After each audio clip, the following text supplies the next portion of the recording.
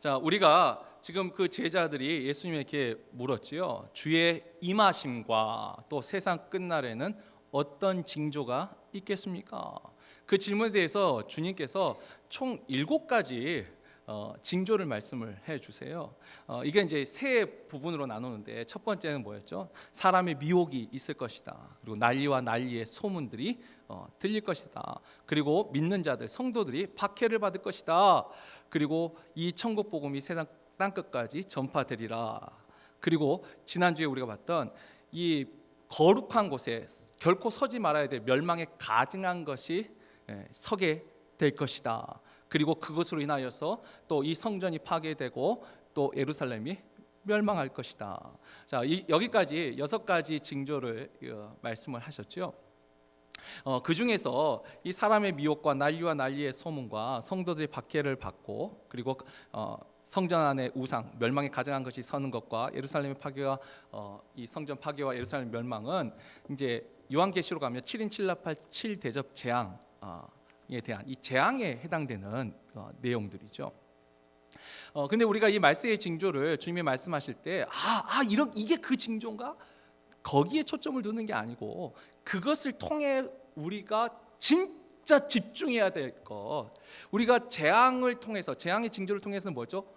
주님 오실 날이 가까우는구나 하고 깨어 준비하고 기도하는 게 이게 진짜죠. 이게 진짜고, 그리고 또 하나 이제 사명으로 주신 거, 천국 복음이 땅까지 전파되리라. 이걸 지식으로 아는 게 이게 어디까지 전파되나 보자, 이게 아니고 중요한 건 내가 거기에 동참하는가. 그 징조를 통하여서 어떤 모양이 됐든, 그것이 미전도 종족의 전도가 됐든, 다음 세대 전도가 됐든, 이웃에 대한 전도가 되었든, 또 이스라엘 회복에 대한 것이 됐든, 어떤 종류든지 내가 실제로 그 선교의 그 사명을 감당하는 거, 땅끝까지 이르러 내 증인이 되리라. 바로 사명을 감당하는 게 진짜 목적인 거죠. 그리고 거룩한 곳에 멸망에 가증한 것이 서는 것이 유대인들이 생각한 것처럼 제3성전일 수도 있어요. 제가 그 부인하는 건 아니에요. 왜냐하면 우리가 그 미래는 아직은 우리가 확실히 모르니까. 그러나 저는 이 멸망에 가증한 것이 거룩한 곳, 하나님이 계시는 그곳이 성전이라 했잖아요. 그러니까 우리 안에 멸망에 가증한 것이 서는 거. 이게 데살로니가 후서 2장 3절에 보는 이 마지막 때에 배교하는 일이 생긴다. 그래서 이제 믿음을 저버리는 이런 징조를 볼 때 우리는 어디로 도망쳐야 돼요? 어느 산으로 갈까요? 에베레스트로 갈까요? 한라산으로 갈까요? 여기서는 어느 산으로 가야 되죠? 뒷산으로 가야 돼요? 우리는 그것을 보거든. 멸망의 거룩한 곳에 결코 서지 못할 멸망한 가증한 것이 선 것을 보거든. 하나님을 믿는다는 사람들 가운데 믿음의 행동들이 아닌 그렇지 못한 범죄하는 것을 보거든. 우리는 어디로 가야 돼요? 하나님이 계신 그곳, 하나님이 계신 그 산, 하나님께 더 집중하라는 것이죠. 그래서 이 5번째, 6번째 징조를 통하여서는 우리가 제3성전이 건축되냐, 이게 아마겟돈 곡과 마곡의 전쟁이 이제 시작되느냐, 거기 주목하는 것이 아니고, 그럴 수도 있어요. 근데 저는 이걸 이제 우리 안에 있는 우리의 성전이 더럽혀지는, 이걸 영적으로 배교하는 일로 저는 이렇게 해석을 하는데, 어느 쪽이든 이것이 될 수도 있고 저것이 될 수도 있고, 아니면 둘 다 포함할 수도 있어요. 중요한 건 그래서 이 징조보다는 이걸 통해서 내 안에 거룩한, 내 안에 하나님의 성전에 멸망에 가증한 것이 서지 아니하도록 경각심을 갖는 거죠. 깨어 준비하고 기도하고 주신 사명을 감당하고 늘 근신하면서 하나님의 은혜를 굳게 붙잡는 거, 이게 이제 진정한 주님이 가르치신 말세의 징조를 통한 우리의 주신 교훈이죠. 자, 여기까지 우리가 했습니다. 자, 오늘은 이제 주님이 이 말세의 징조를 이제 마지막 7번째 징조로 말씀해 주신 게 오늘 우리가 읽은 이 3번째 이 단락에 나와 있는데, 이건 우리가 그 앞에 말씀을 묵상했던 그것은 초림부터 재림까지 이 기간에 일어나는 일들이 주된 내용이었다면, 기억하시죠? 우리가 스가랴의 말씀을 들을 때도 이 구약이 참 어려운 것이 뭐죠? 초림 때와 재림 때의 모습이 전혀 다르거든요. 그러나 우리가 초림과 재림이라는 것을 보면 이 스가랴 예언이 얼마나 놀랍도록 신약의 주님의 말씀과 일치하는 걸 우리가 확인할 수가 있지 않습니까? 근데 아무튼 이 기간에 일어나는 일에 대한 징조가 앞부분에 나왔다면, 오늘 우리가 읽은 본문은 이제 그 날입니다. 그날 정말 주님이 오시는 the last day, 그 날에 가장 근접한 징조를 말씀해 주고 계세요. 자, 오늘 우리가 읽었던 29절 이제 한 절씩 한번 살펴보죠. 29절 보면 그날 환난 후에 즉시 해가 어두워지며 달이 빛을 내지 아니하며 별들이 하늘에서 떨어지며라 했습니다. 자, 그날 환난 후에, 여기서 이 환난 후가 우리가 아까 말했던 사람의 미혹과 난리와 난리의 소문과 성도들이 박해받는 거, 이 천국 복음은 이제 사명적으로 빠지는 거고, 그다음에 거룩한 곳에 멸망에 가증한 것이 서는 거, 그리고 그로 인해서 성전이 파괴되고 예루살렘이 멸망하는, 이게 이제 최후의 마지막 전쟁, 곡과 마곡 아마겟돈 전쟁일 수도 있어요. 아무튼 이와 같은 환난들이 이제 다 끝난 후에 어떤 이제 일이 일어나요? 즉시 해가 어두워지고 달이 빛을 내지 않고 별들이 하늘에서 떨어진다. 이게 이제 천체 이상이 생긴다는 거예요. 자, 그런데 여기서 보면 하늘이 점점 빛을 잃어가는 게 아니에요. 즉시예요. 갑자기 빛을 잃어요. 이것은 우리가 이미 스가랴 14장 그 예언의 말씀을 봤을 때 한번 말씀드렸죠. 스가랴도 그렇고 요엘서도 그렇고 다 여호와의 날에는 해와 달이 빛을 잃는다. 천체적으로 이상이 생긴다. 물론 이것을 진짜 있는 그대로 태양이 요즘은 과학 저널을 최근에는 좀 잘 안 읽었어요. 근데 예전에는 굉장히 관심이 많았기 때문에 참 많이 읽었는데, 예전에 태양이 한 200만 년인가 하여튼 몇백만 년 뒤에 태양이 없어진다라는 이 연구 그 논문이 있었어요. 그러니까 우리하고는 해당 사항이 없지만 그저 태양도 언제까지 막 계속 불타고 있는 게 아니잖아요. 아주 그 과학자가 연구하기를 이제 태양이 이제 사라질 것이다. 이런 하여튼 그런 학설이 있어요. 근데 지금 이 말이 해와 달이 빛을 잃는다, 진짜로 태양이 없어지고 달도 없어지고 뭐 그럴 수도 있겠죠. 이건 저도 잘 모르겠어요. 근데 저는 이 부분을 어떻게 해석하냐면 지난주 말씀드렸듯이 계시록 21장에 있는 23절 그 말씀에 나온 것처럼 하나님의 영광, 하나님의 빛이시거든요. 그리고 어린 양의 영광이 직접 우리가 눈에 보일 때는 해와 달이 빛을 잃어버리죠. 기억나시죠? 지난주에 여기 아무리 LED가 밝아도 태양빛 아래 가면 빛을 잃듯이 이 어린 양의 영광, 하나님의 영광이 직접 비칠 때에는 이 해와 달이 빛을 잃어버린 거죠. 없는 것처럼 느껴지는 거죠. 별들도 마찬가지죠. 근데 아무튼 이 징조가 이 천체 이상이 생긴다고 주님이 말씀하시고 계시죠. 그리고 두 번째, 이 하늘의 권능들이 흔들리리라 할 때, 이 하늘의 권능들 할 때 해와 달과 별 이야기를 하는 것 같다 하는데, 이게 지금 앞부분과 뒷부분은 완전히 달라요. 해와 달과 별들은 천체에 대한 이야기지만 하늘의 권능들이라 할 때 이 권능은 듀나미스, 헬라어로 듀나미스인데 권세를 말해요. 권능, 능력을 말해요. 그래서 이 하늘의 권능들은 에베소서 2장 2절에 보면은 우리가 공중 권세 잡은 자들이라, 하늘의 이 공중에 하늘의 권세 잡은 자들 이야기할 때 이 사탄의 세력을 의미할 때 하늘의 권능이라, 이 권세 잡은 자들이라는 표현을 써요. 그래서 천체, 실제 우리가 눈으로 보는 천체에도 이상이 생기고, 또 하나는 이 사탄의 세력들이 멸망하는 것을 지금 말씀하시는 거로 저는 그렇게 해석을 합니다. 아무튼 이제 주님이 이제 오시는 그날 딱 당일에는 천체에 해와 달이 빛을 잃고, 그리고 이 하늘의 권능들, 사단의 세력들은 이제 멸망하고. 자, 그리고 두 번째 30절에 30절에 보면은 그때의 인자의 징조가 하늘에서 보이겠고. 자, 이 주님이 말씀하신 말세의 7번째 마지막 징조가 바로 인자의 징조예요. 아까 사람의 미혹, 그다음에 난리와 난리 소문, 성도의 박해, 천국 복음의 그 전파, 그리고 성전에 우상이 서는, 멸망에 가증한 것이 서는 거, 그로 인한 성전 파괴와 예루살렘 멸망, 그리고 마지막 7번째 말세의 징조로 보이신 게 인자의 징조예요. 자, 여기서 인자의 징조가 뭐냐면, 그러니까 그 날이에요. 이제 그 날에 오시는, 직접 오시는 그 메시아 예수 그리스도 다시 오시는 그 주님의 징조가 보이는 거예요. 근데 그 징조가 뭐죠? 여러분, 징조라고 말할 때는요, 적어도 우리가 인식할 수 있는 것들이에요. 그러니까 알지 못하는 것들이 아니고 알 수 있는 징조들이에요. 아까 사람의 미혹, 난리 소문, 이거 다 우리가 알 수 있는 거예요.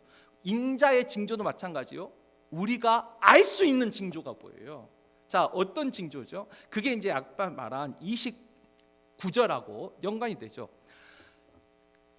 마지막 날 그날 주님께서 오실 때는요, 환한 빛 가운데 오시는 거예요.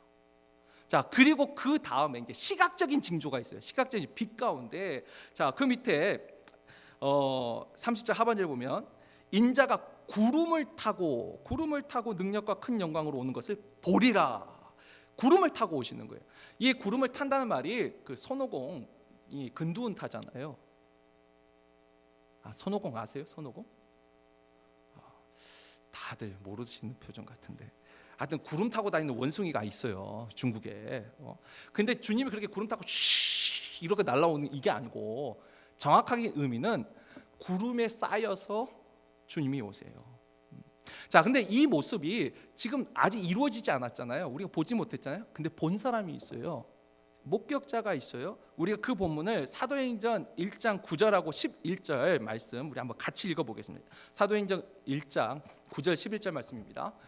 이 말씀을 마치시고 그들이 보는데 올려져 가시니 구름이 그를 가리어 보이지 않게 하더라. 이르되 갈릴리 사람들아 어찌하여 서서 하늘을 쳐다보느냐. 예수는 하늘로 가심을 본 그대로 오시리라 하였느니라. 아멘. 그러니까 주님이 승천하실 때, 그렇죠, 당연히 구름이 하늘에 있으니까 올라가시니까 구름 속으로 들어가신 거겠죠. 그러나 이 표현이 뭐냐면 구름이 그를 에워싸는 거예요. 그러니까 그 모습 그대로 다시 오신다. 그러니까 주님의 그 영광스러운 모습이 구름에 쌓여 있는 것을 본 사람들이 있었어요. 근데 그 모습 그대로 오신다는 거예요. 자, 그래서 사실 우리가 주님의 재림의 이야기할 때 구름 이야기가 갑자기 뜬금없이 나온 게 아니라, 사실 구름은요, 하나님의 임재 있을 때 늘 함께 등장하는 아이템이에요. 우리가 여러분 잘 아는 출애굽기 19장 그 19절 말씀에 보면은 모세가 시내산에서 율법을 받을 때 시내산 위가 어떻게 있다 했죠? 빽빽한 구름으로 가득 차 있고 그 안에 불이 있었어요. 빛이 있었어요. 빽빽한 구름이 있어요. 또 우리가 열왕기상 8장 10절에서 11절에 보면은 솔로몬이 성전을 봉헌할 때 기도하고 난 다음에 어떻게 했어요? 구름이 성전 안에 가득하였다. 또 이사야 19장 1절에 보면은 하나님이 빽빽한 구름 속에서, 이사야가 본 환상 속에서 빽빽한 구름 속에서 하나님이 말씀하세요. 자, 그리고 구약에 근데 한 구절은 우리가 한번 같이 읽어보죠. 다니엘서 7장 13절 말씀은 우리 한번 같이 읽겠습니다. 읽습니다. 때가 또 환상 중에 보니 인자 같은 이가 하늘 구름을 타고 와서 옛적부터 항상 계신 이에게 나아가 그 앞으로 인도되매. 구약의 계시록이라고 하는 다니엘도 환상 속에 뭘 봤냐면 인자 같은 이가 하늘 구름에 둘러싸여서 그 항상 계신 하나님 앞으로 가는 것을 보았습니다. 자, 왜 하나님의 임재와 하나님의 영광일 때 늘 구름이 함께 있을까요? 성경은 이렇게 말합니다. 여러분, 하나님의 빛과 하나님의 영광은 거룩해요. 우리가 하물며 하나님이 창조한 태양도 직접 눈으로 보면 어떡하죠? 어떻게 해요? 실명합니다. 궁금하면 한번 봐보세요. 그러나 책임은 지지 않겠습니다. 하나님이 창조한 저 태양의 빛도 우리가 직접 보면 눈이 멀어요. 그러나 진짜 오리지널 빛 되시는 하나님의 영광을 우리가 직접 볼 수가 있나요? 볼 수가 없어요. 그 믿음의 조상 아브라함도 하나님의 그 영광을 볼 때 어때요? 구름 속에서 뒷모습만 보여주세요. 우리가 그 모습을, 그 영광의 빛을 직접 볼 수가 없어요. 그러니까 늘 하나님의 영광이 임할 때는 어떻게 하냐면 구름이 늘 감싸고 있어요. 어찌 보면 우리를 위하여서죠. 예수님이 다시 오실 때 그때는 영광의 모습으로 오세요. 영광의 모습으로 오시기 때문에 구름이 그 영광의 빛을 둘러싸고 오신다. 이게 이제 시각적인 징조예요. 그리고 거기에 이제 청각적인 징조가 있어요. 이 청각적인 징조는 그 밑에 31절에 보면 그가 큰 나팔 소리와 함께 천사들을 보내리니, 일단 주님이 오실 때 소리도 들릴 거예요. 큰 나팔 소리와 같은 우렁찬 소리가 들릴 거예요. 근데 여기서 이제 이 나팔 소리를 우리가 흔히 아는 그 빵빠레 트럼펫 있잖아요. 그 나팔 소리일 수도 있어요. 왜냐면 아직 제가 들어보지를 못해가지고 저도 이거 확신을 못하겠는데, 근데 저는 저 개인적으로는 우리가 계시록 1장 10절 말씀과 4장 1절 말씀 한번 같이 읽어볼까요? 그러니까 성경은 성경으로 해석하는 게 그게 제일 안전한 거예요. 일단 계시록 1장 10절 말씀 다 같이 읽겠습니다. 주의 날에 내가 성령에 감동되어 내 뒤에서 나는 나팔 소리 같은 큰 음성을 들으니. 4장 1절입니다. 이 일 후에 내가 보니 하늘에 열린 문이 있는데 내가 들은 바 처음에 내게 말하던 나팔 소리 같은 그 음성이 이르되 이리로 올라오라. 이후에 마땅히 일어날 일들을 내가 내게 보이리라 하시더라. 아멘. 그러니까 천사들이 뭐 진짜로 나팔을 들고 불 수도 있는데, 일단 성경에 보면은 천사들의 음성 자체가 나팔 소리 같은 거예요. 여러분 그거 아세요? 음악을 하시는 분한테 제가 직접 들은 거예요. 세상에 정말 아름다운 악기가 많대요. 근데 가장 아름다운 소리를 내는 악기는 사람의 목소리라는 거예요. 사람의 음성이 가장 아름다운 소리래요. 근데 아무튼 이 주님이 다시 오실 때 혼자 오시는 게 아니라 수많은 천군 천사가 같이 와요. 이 천군 천사들이 뭐라고 외치는 거예요? 찬양하라 어린 양 예수. 그 외침의 소리가 무슨 소리 같아요? 나팔 소리 같이 웅장하게 울려 퍼질 거라는 거예요. 우리가 하물며 옛날에 왕도 행차하면 그 앞에서 소리치는 사람이 있잖아요. 물러가라 물러가라. 뭐 꼭 그런 거 하죠. 만왕의 왕이 오실 때 이 천군 천사들이 나팔 소리와 같은 음성으로 크게 환호하면서, 그러니까 주님이 다시 오실 때 모습, 자 제가 여러 가지 했지만 하나로 요약해 볼까요? 주님이 오실 때 인자의 징조가 어떻게 보여요? 구름에 둘러싸인 영광의 빛으로 해와 달이 어두워질 정도로 빛을 잃을 정도의 그 빛 가운데 엄청난 소리 가운데 주님이 다시 오신다는, 그게 징조예요. 징조. 우리가 직접 볼 수 있는 거예요. 자, 그런데 그와 같은 인자의 징조를 보았을 때 어떤 일이 있느냐, 이제 이걸 또 우리가 주목해 봐야 돼요. 그렇게 주님이 오셨어요. 그렇게 오실 때, 자 오늘 30절 다시 보면은 중간에 그때에 땅의 모든 족속들이 통곡하며, 그때 모든 땅의 족속이 통곡한다는 거예요. 지금 마태복음의 말씀에는 그냥 통곡한다는 말씀만 있어요. 근데 이것과 똑같은 평행복문 누가복음의 말씀 우리 한번 같이 읽어볼까요? 누가복음 21장 26절 말씀입니다. 왜 통곡하는지 같이 읽겠습니다. 사람들이 세상에 임할 일을 생각하고 무서워함으로 기절하리니 이는 하늘의 권능들이 흔들리겠습니다. 이 말씀이 똑같은 말씀인데 좀 더 구체적으로 누가는 기록하고 있어요. 그때 사람들이 세상에 임할 일을 생각하고 무서워하는 거예요. 그러니까 땅의 모든 족속들이 세상에 어떤 일이 임할까요? 무슨 일이 임할까요? 주님이 그렇게 영광 중에 오시는데 왜 통곡하죠? 왜냐하면 주님이 오셔서 심판을 하시거든요. 그것 때문에 여기서 말하는 하늘의 권능들도 흔들려요. 이 권능이 천체 이상 이게 아니고 저는 해석할 때 사단의 세력이 흔들려요.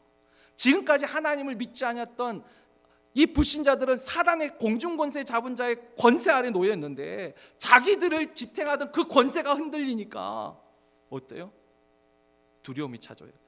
여기서 말하는 두려움은 거의 공포 수준이에요. 기절하는, 너무 무서워서 그 인자의 징조를 보고 한쪽은 무서워서 통곡을 하는. 그때 그 세상에 임할 일, 그 임할 일의 구체적인 것이 뭐죠? 자, 오늘 우리가 읽었던 본문 31절에도 보면은 이렇게 나오죠. 그가 큰 나팔 소리와 함께 천사들을 보내리니 그들이 그의 택하신 자들을 하늘 이 끝에서 저 끝까지 사방에서 모으리라. 택하신 자들을 천사들이 모아요. 자, 이 부분에 대해서는 주님이 이제 그 뒤에 25장에 세 가지 비유를 통하여서 또 이 말세의 그 비유로 이제 말씀하시죠.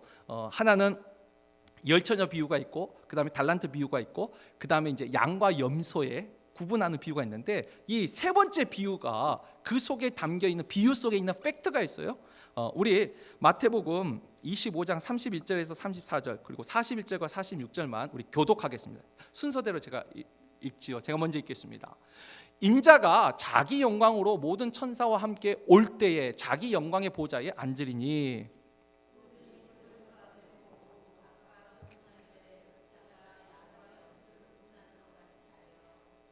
양은 그 오른편에, 염소는 왼편에 두리라.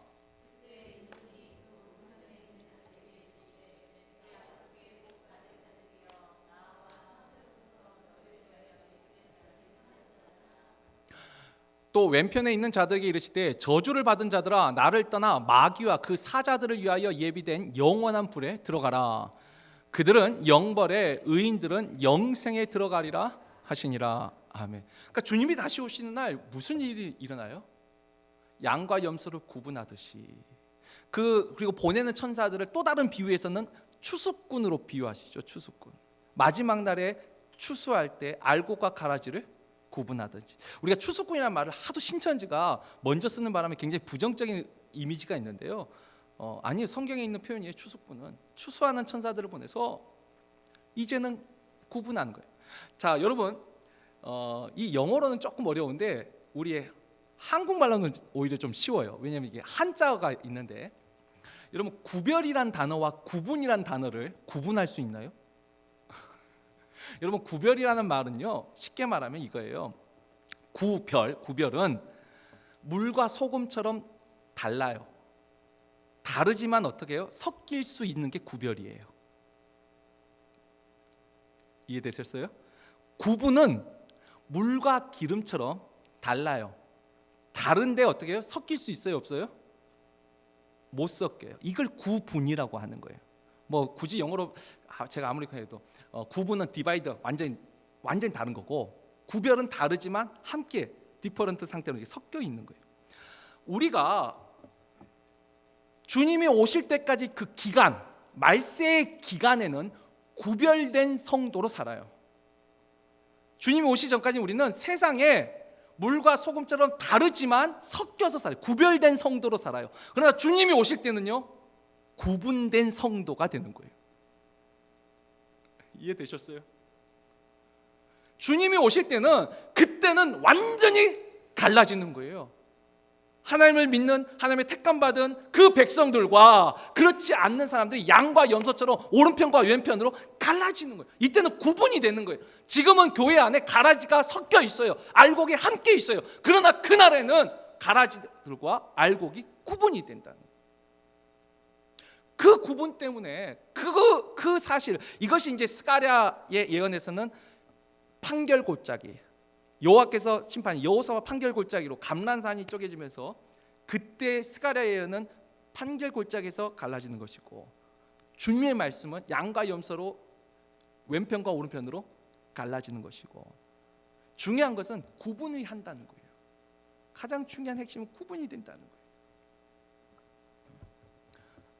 자, 여기까지가 지금 복음서, 주님이 말씀하신 주의 임하심과 말세의 징조에 대한 이야기예요. 근데 주님이 하신 이 본문에는 없지만 이 사도 바울이 여기에 두 가지 더, 이 인자의 징조일 때 일어나는 일에 대해서 두 가지 더 우리에게 알려주고 있는데, 먼저 우리 고린도전서 15장 말씀 한번 같이 읽어보죠. 고린도전서 15장 51절 52절 말씀입니다. 읽습니다.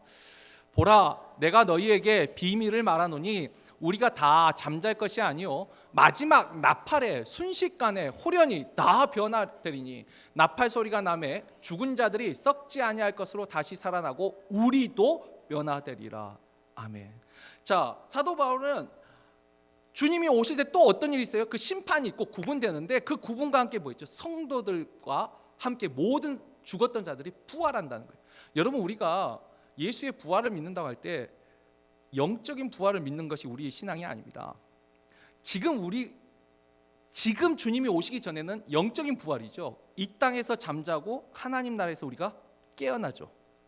하나님의, 그때는 영으로 깨어나는 거예요. 그러나 주님이 다시 왔을 때는요, 온전한 영과 육의 부활이 이때 일어나요.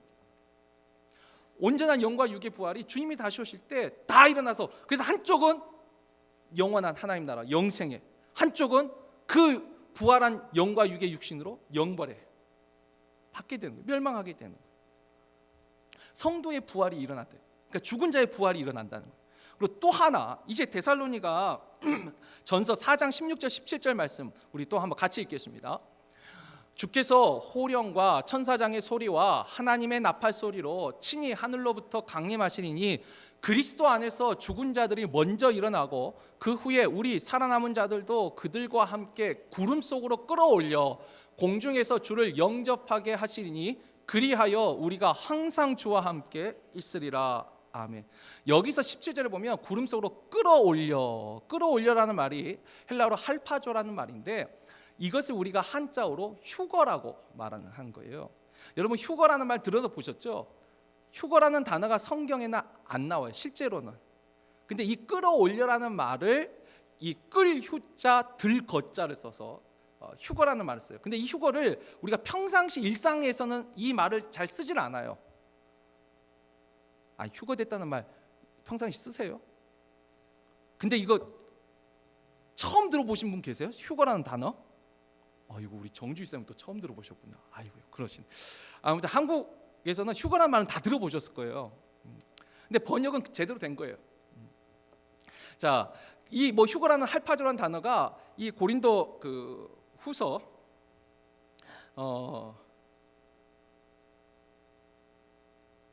12장 2절. 오늘 제가 왜 이러죠? 고린도후서 12장 2절에 보면은 이 사도 바울이 3층 천에 올라갈 때 내가 끌어올려 3층 천에 올라갔다. 그때도 할파조라는 단어가 썼어요. 그러니까 이 두 곳에만 이 휴거라는 이 의미로 쓰여졌는데, 하여튼 끌어올려지다는 말이 휴거라는 의미예요.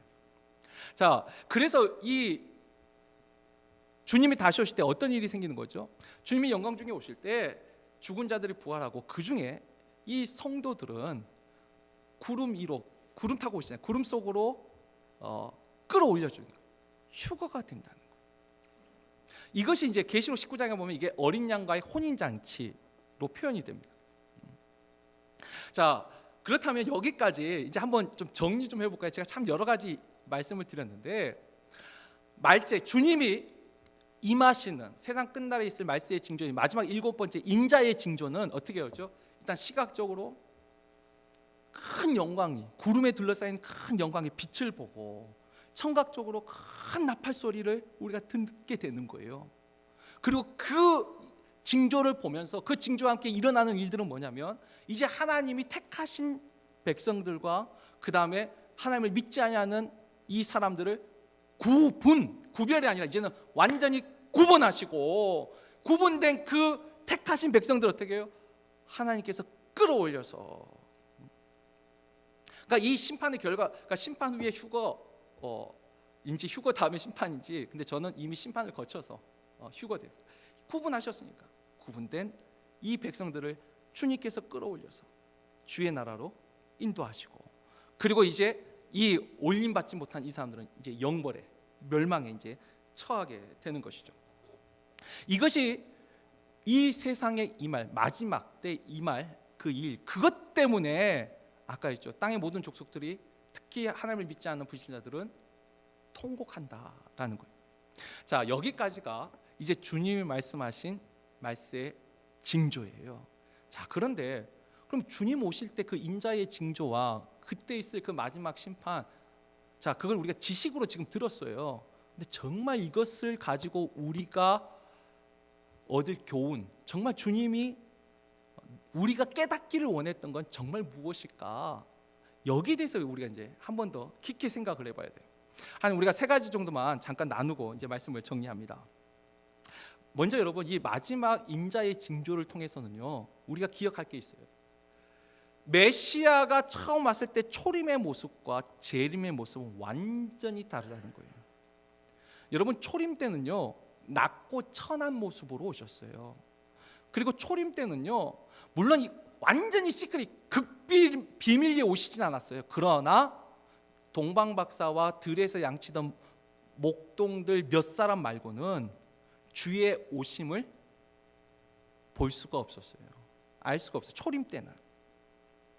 그런데 재림 때는요, 어떻게 해요? 재림 때는 심지어 우리가 계시록 1장 7절 말씀, 계시록 1장 7절 말씀 보면은 자막은 있는데 찾을 수 있나요? 없으면 그냥 계시록 1장 7절 보면은 인자가 하늘 구름을 나왔네요. 같이 읽어볼게요. 읽습니다. 볼지어다 그가 구름을 타고 오시리라. 각 사람의 눈이 그를 보겠고 그를 찌른 자들도 볼 것이요 땅에 있는 모든 족속이 그로 말미암아 애곡하리니 그러하리라. 아멘. 사도 이 요한도 요한계시록 똑같은 말을 하죠. 그때는 모든 사람이 보는 거예요. 모든 사람이. 심지어 그를 찌른 자들도 보게 될 거라는 거예요. 아까 죽은 자들도 다 부활하니까. 그러니까 초림 때는 몇 사람만 알았지만 재림 때는요, 모든 사람이 그 인자의 징조를 다 볼 수 있다는 거예요. 그 영광 속에 오시는 것은.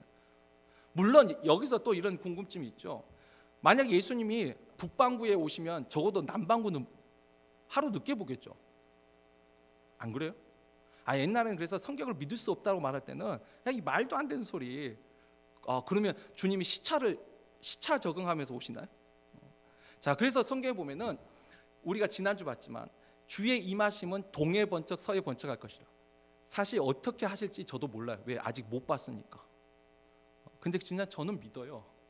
그때는 남반구든 북반구든 동이든 서든 남이든 북이든 하나님이 어떤 방식을 쓸지는 모르겠지만 모든 사람이 다 보게 됐다는 거예요. 가장 중요한 포인트는 각 사람이 다 본다는 거예요. 그 영광을 다 보게 될, 이건 공개적인 거예요. 그리고 위엄과 영광 속에서 그 빛을 직접 볼 수 없어 구름으로 쌓여서 해와 달과 별이 그 빛을 잃어버릴 정도로, 아무런 무의미할 정도로 영광 속에 오신다. 재림은요, 공개적으로 영광과 이엄 속에서 이루어진다. 이게 가장 중요한 포인트예요. 초림은 낮고 천한 곳. 초림 때는요, 우리를 구원하시기 위하여 자신의 생명을 주시기 위하여 오셨어요. 재림 때는요, 심판주로 오세요. 달라요. 초림 때는 우리를 구원하기 위해 오셨고, 물론 재림 때도 우리를 구원하시지만 이때는 최종적으로 심판하러 오시는, 재림해 주는 영광의 모습. 자, 제가 여기까지 말했을 때 근데 또 갑자기 이런 생각이 들 수도 있어요. 지금 구름 타고 뭐 영광 속에 뭐 동해 번쩍 서해 번쩍 그리고 뭐 사람들을 이렇게 구분하고 휴거까지. 야, 여러분 지금 제가 보니까 이 중에 그래도 눈빛을 보니까 믿음을 가지신 분들은 너무 놀라워. 이런 분도 있고 뭐 그렇지 뭐 이런 분도 계시긴 한데 근데 세상에 가서 이런 얘기하면 뭐라고 생각할까요? 야, 이런 공상과학 이런 소설이 어디 있어요? 이거 믿을 수 있겠어요? 그런데 지금 우리만 그런 게 아니라 예수님 당시에도 그런 생각들을 한 사람들이 있었던 것 같아요. 자, 우리가 베드로후서 1장 16절 말씀 한번 같이 읽어볼까요? 베드로후서 1장 16절 말씀입니다. 읽습니다. 우리 주 예수 그리스도의 능력과 강림하심을 너희에게 알게 한 것이 교묘히 만든 이야기를 따른 것이 아니요 우리는 그의 크신 위엄을 친히 본 자라. 여기 보면 교묘히 만든 이야기를 따른 것이 아니요. 우리 좀 공상과학이 이런 거죠. 교묘히 만든 환상 속에서 판타지 소설. 그게 아니라는 거예요. 베드로가 지금 말하는 게 뭐죠? 우리는 그의 위엄을 친히 본 사람, 목격자가 증언한 거예요. 근데 베드로가 언제 이런 영광스러운 주님을 봤죠? 아까 저 초림 때는 낮고 천한 모습으로 십자가에 못 박힌 주님만 봤잖아요. 베드로가 2번 봤습니다. 언제 봤죠? 변화산상에서 한번 봤어요. 그래서 베드로후서에 보면 우리는 산상에서 변하신 그 모습을 직접 본 사람이라. 하나님의 영광, 주님의 영광을 한번 그때 직접 봤어요. 2번째는요, 승천하실 때 영광 속에 구름 속으로 둘러싸여 가시는 주님의 모습을 직접 보았어요. 나중에 구름 타고 오신다는 게 이런 거 환타지 뭐 이런 공상과학 아니요. 우리가 기묘히 만든 이야기를 따라서 지금 너에게 이 말을 한 것이 아니요. 우리가 직접 본 사람으로, 다시 오실 그 주님의 영광과 위엄을 직접 본 사람으로 우리가 너에게 증언하노라. 문제는 이제 그 증언을 믿는 사람들은 여기 앉아 있는 거고, 안 믿는 사람들은 지금 밖에 있는 것이고, 아직 안 믿는 사람도 밖에 있고. 우리는 공상과학을 따라서 지금 믿는 게 아니에요. 확실히 증언, 목격자 되고 증인된 사람이 전해 준 그 믿음, 그 믿음이 지금까지 그냥 우리의 시간으로 2000년이 흘렀어도 여전히 우리는 그 믿음을 가지고 주의 재림을 기다리는 사람들이에요.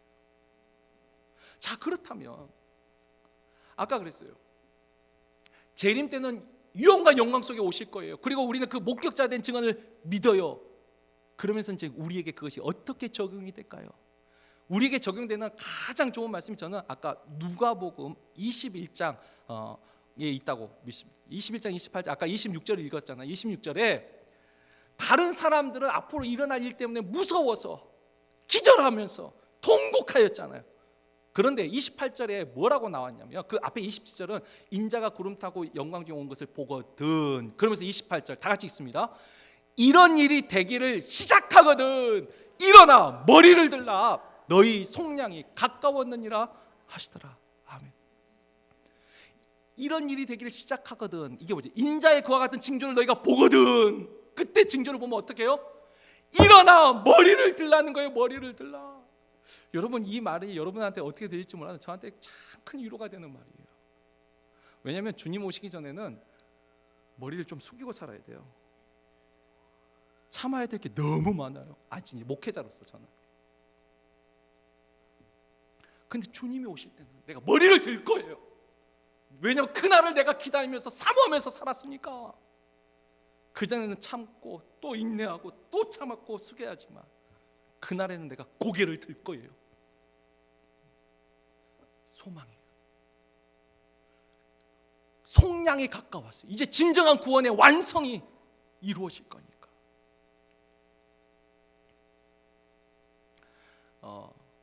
제가 이게 제 개인적인 얘기 잠깐. 얼마 전에 밥을 먹다가 애들하고 장래 직업에 대한 이야기를 좀 애들하고 했어요. 아직 어리지만 저희들 가끔 이야기합니다. 근데 제가 그랬어요. 목사하고 사모는 하지 마라. 죄송해요.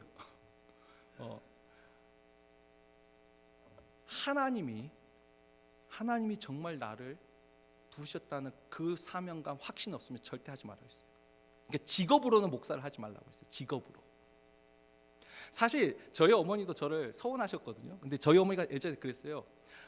처음 서운할 때는 저희 어머님이 신앙생활할 때도 목사님이 되게 좋았어요. 제가 어렸을 때 기억이 나요. 한국에 해마다 그 선호하는 직업 순위도 이 발표를 해요. 통계. 저 어렸을 때 분명히 목사가 1위 한 적은 단 한 번도 없는데 3위 한 것이 기억나요. 그러니까 보통 10위까지 그 직업을 내는데 그래도 목사가 거기 들어가더라고요. 그 기억이 있어요. 요즘은요 10위는 뭐예요? 100위까지 해도 없을 것 같아요. 제 생각에. 이제는 목회자가 목회자가 좋아서 걸어가는 길로 하면 못 견뎌요. 참아야 될 게 얼마나 많이 있는데. 차라리 제가 세상 직업처럼 네 능력껏 네가 한 만큼 받고 살아. 그리고 목사와 사모를 돕는 사람으로 살라고 제가 말했어요. 그런데 하나님이 너를 정말로 아빠처럼 저는 하나님 저를 살려줬기 때문에 한번 생명을 살려주셨기 때문에 그 생명을 들여서 이 길을 지금 걷고 있는 것이고 그런 확신이 있으면 걸어가고 그렇지 않으면 다른 직업 가죠. 근데 그 속에 저도 그래요. 저도 처음에 분명히 저를 살려주셨기 때문에 이 길을 걸었어요. 근데 그것만으로 처음에는 그렇게 시작됐어요. 근데 날이 갈수록 시간이 갈수록 주님이 주시는 이 마지막 소망이 점점 커지는 거예요. 내가 그날에는 머리를 들 거예요. 진짜로. 내가 기다리면서 그날을 바라보면서 주님 오시는 것을 정말 간절히 사모하면서 살거든요. 아직까지는. 물론 세상이 좋으면 주님 좀 늦게 오세요?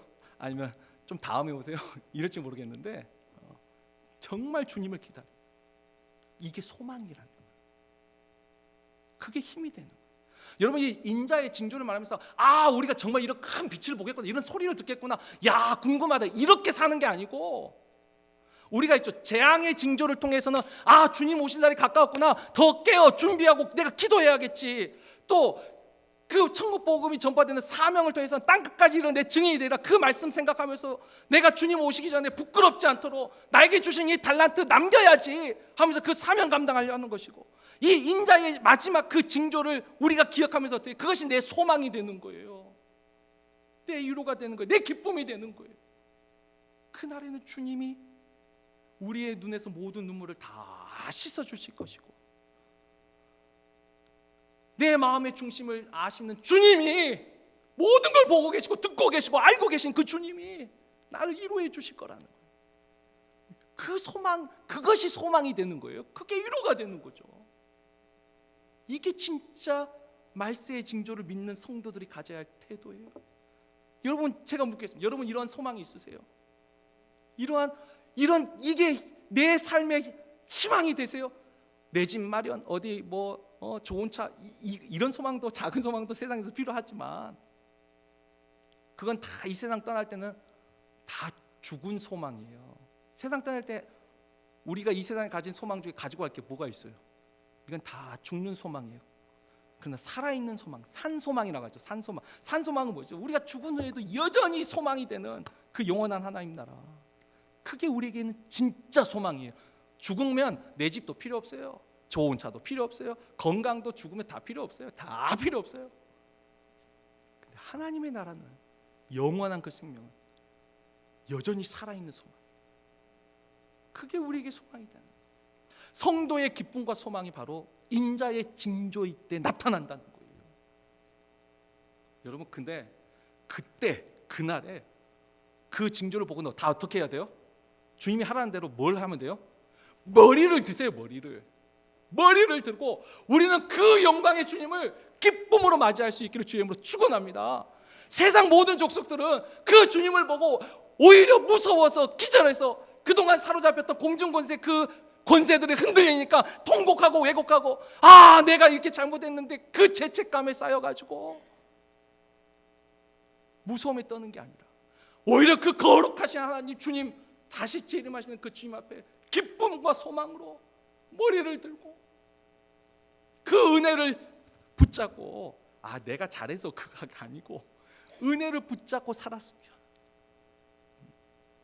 은혜를 붙잡고 살았으면, 그 주님을 내가 기다리고 살았다면 머리를 들고 끌어올려져서 휴거되어서 그 하나님과 어린 양의 혼인잔치에 우리가 들어가는 그 기쁨, 그 소망, 그 소망을 안고 가기를 주의 이름으로 축원합니다. 다시 오실 주님은 영광스러운 주님이에요. 세상에게는 심판이지만 우리에게는 구원자세요. 그 주님과 함께하는 이 소망, 저도 물론이지만 우리 모두가 이 소망 가지고 또 주님 앞에 섰을 적에 잘했다 충성된 종아, 칭찬 듣는 그와 같은 사람으로 행여나 나더러 주여 주여 하는 자마다 다 천국에 들어간 것이 아니며, 내가 주의 이름으로 선지자 노릇했는데 주의 이름으로 많은 권능을 행했는데 행악하는 자들아 나는 너를 알지 못한다. 혹시 그런 말 듣지 않도록 이 두 가지, 소망과 함께 근신, 늘 하나님 앞에 겸손하게 근신하며 내가 지금 과연 하나님이 기뻐하시는 이 길을 잘 걸어가고 있는가, 우리 스스로를 돌이켜보면서 이 말세의 징조를, 그 말씀을 가슴에 잘 새기고 기억하실 수 있기를 다시 한번 주의 이름으로 축원합니다.